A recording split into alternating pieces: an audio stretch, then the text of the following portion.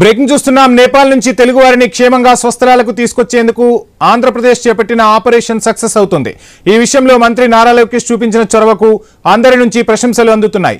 144 మందితో నేపాల్ నుంచి విశాఖకు విమానం చేరుకుంది. దీంతో కుటుంబ సభ్యులు ఆనందం వ్యక్తం చేస్తున్నారు. విశాఖలో 104 మంది దిగిన తర్వాత మిగిలిన 40 మందిని తీసుకుని తిరుపతికి వెళ్లింది విమానం. సో మొత్తంగా విశాఖ తిరుపతి విమానాశ్రయాల్లో ఆనందోత్సాహాలు వెల్లువిరుస్తున్నాయి.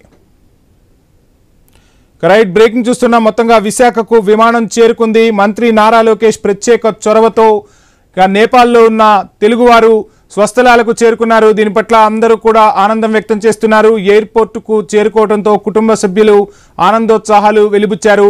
ఎయిర్పోర్టుకు వచ్చిన వారిని వారి స్వస్థలాలకు పంపేందుకు ఇతర ఏర్పాట్లు కూడా చేశారు అధికారులు. లోకేష్ గారు వైజాగ్ నుంచి వచ్చిన 10 మంది పొఖారా నుంచి ఇక్కడికి కాఠ్మండు వచ్చాము.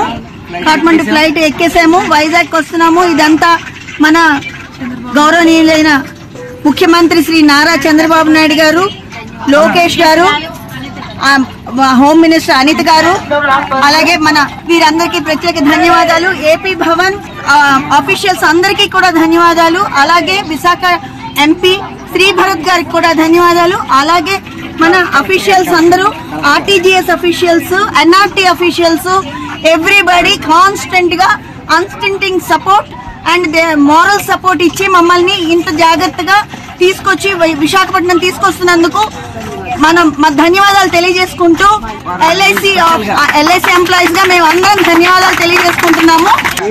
వైజాగ్ నుంచి వచ్చిన 10 మంది పొఖారా నుంచి ఇక్కడికి కాఠ్మండు వచ్చాము.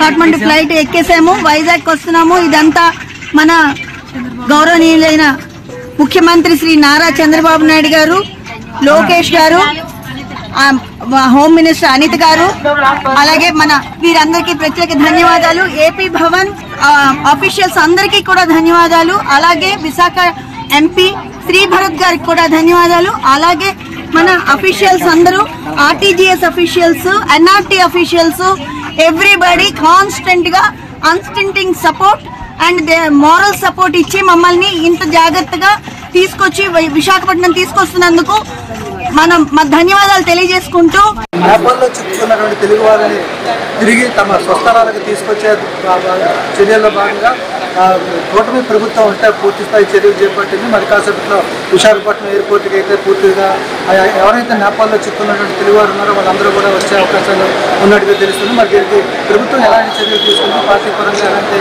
చర్యలు తీసుకున్నారు, ఇందులో ప్రధాన కీలక పాత్ర ఎవరు పోషించారో తెలుసుకునే ప్రయత్నం చేద్దాం. మనతో పాటు టీడీపీ రాష్ట్ర అధ్యక్షుడు పల్లా శ్రీనివాసరావు గారు ఉన్నారు. ఆయనతో మాట్లాడారు. 217 మంది మొత్తం అక్కడ చిక్కున్నట్టు తెలుస్తుంది. వాళ్ళ తాలూకా హోటల్లో అంటే ఈ కాలిపోయినప్పుడు కానీ అలా వస్తువులు కానీ బంగారం కానీ ఇలా పాస్పోర్ట్లు మెయిన్ పోయినట్టుగా తెలుస్తుంది. వాళ్ళని ఇక్కడ తీసుకురావడానికి ఎదురైన సమస్యలు ఏంటి, వాటిని ఎలాగా అధిగమించారు? అదే అండి, వాళ్ళ డీటెయిల్స్ అన్నీ కూడా జనరల్గా ఒక దేశంలోకి వెళ్ళిన తర్వాత ఆ డీటెయిల్స్ అన్నీ కూడా మీకు ఎంబసీలో ఉంటాయి.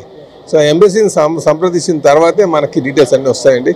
సో ఇన్ కేస్ పాస్పోర్ట్లు అయిపోయినప్పటికీ కూడా ఎంబసీకి వచ్చేస్తాయి. ఎంబసీలో వాళ్ళ డీటెయిల్స్ నమోదై ఉంటాయండి.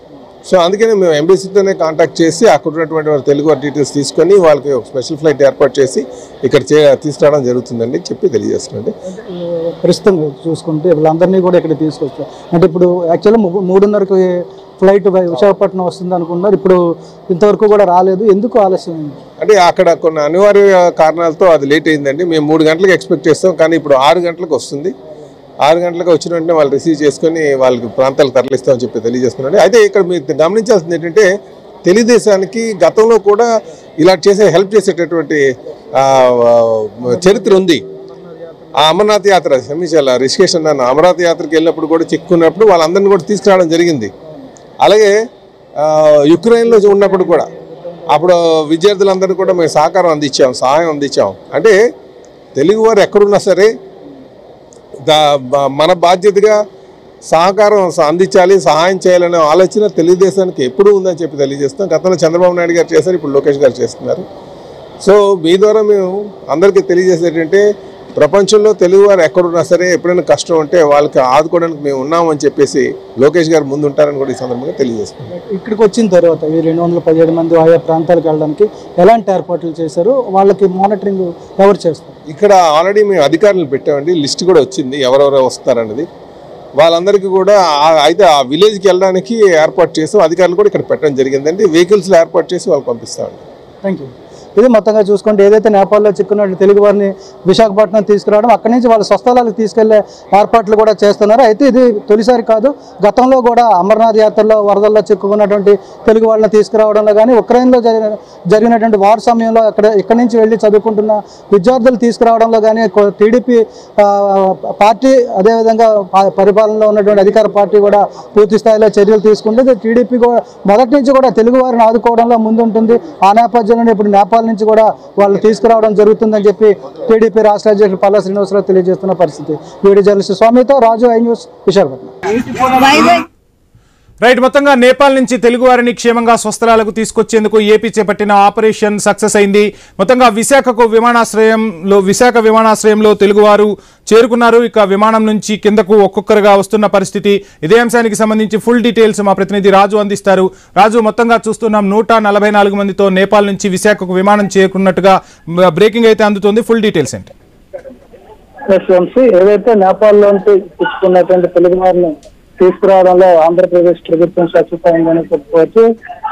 నిన్నటి నుంచి కూడా ఇదే ఏర్పాట్లు చేస్తున్న ప్రభుత్వం వాళ్ళని ఎంత త్వరగా వీలైతే అంత త్వరగా వాళ్ళ స్వస్థలాలకు చేర్చాలని చెప్పి తీసుకున్నటువంటి నిర్ణయంలో భాగంగా ఈ రోజు మధ్యాహ్నం 3:30కు రావాల్సినటువంటి ఫ్లైట్ అయితే విశాఖపట్నం రావాల్సిన ప్రత్యేక విమానం కొంత ఆలస్యమైంది. దాంతో ఇప్పుడు ప్రస్తుతం తాజాగా విశాఖ విమానాశ్రయంలో అయితే ప్రత్యేక విమానం చేరుకోవడం జరిగింది. విమానంలో నుంచి ఒక్కొక్కరు కూడా తెలుగు ప్రజలు కిందకు దిగుతున్న పరిస్థితి. వీళ్ళందరూ మరి కాసేపట్లో బయటకు వచ్చిన తర్వాత వాళ్ళని రిసీవ్ చేసుకునేందుకైతే రాష్ట్ర టీడీపీ అధ్యక్షులు పల్లా శ్రీనివాసరావు, ఎమ్మెల్యేలు వెలగపూడి రామకృష్ణ, విజయనగరం బొబ్బులి ఎమ్మెల్యేలు బేబీనాథ్తో పాటు అభివృద్ధి జగతి, విశాఖపట్నం ఎంపీ భరత్ కూడా ఇక్కడ విమానాశ్రయానికి చేరుకోవడం జరిగింది. వీళ్ళందరూ కూడా వాళ్ళని రిసీవ్ చేసుకుని వాళ్ళకి అవసరమైన ఫుడ్ అది కూడా అంతా అందించి వాళ్ళ యోగక్షేమాలు తెలుసుకొని తిరిగి అక్కడి నుంచి వాళ్ళ స్వస్థలాలకు అంటే ఉత్తరాంధ్రలో ఇక్కడ విశాఖపట్నం, శ్రీకాకుళం, పార్వతీపురం, విజయనగరం ప్రాంతాలకు వెళ్ళవలసిన వాళ్ళు కూడా వాహనాలు ఏర్పాటు చేసి వాళ్ళని స్వస్థలాలకు